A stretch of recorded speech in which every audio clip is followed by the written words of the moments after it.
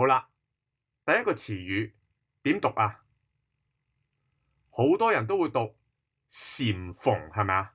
禪縫啊，唔係，係鹽蓬，鹽蓬啊，係乜嘢酒啊？好多人都會讀酗酒，唔啱啊，係第三聲，於與酗酒，酗酒先至啱。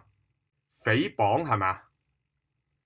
應該係讀誹謗，謗謗謗第三聲，誹謗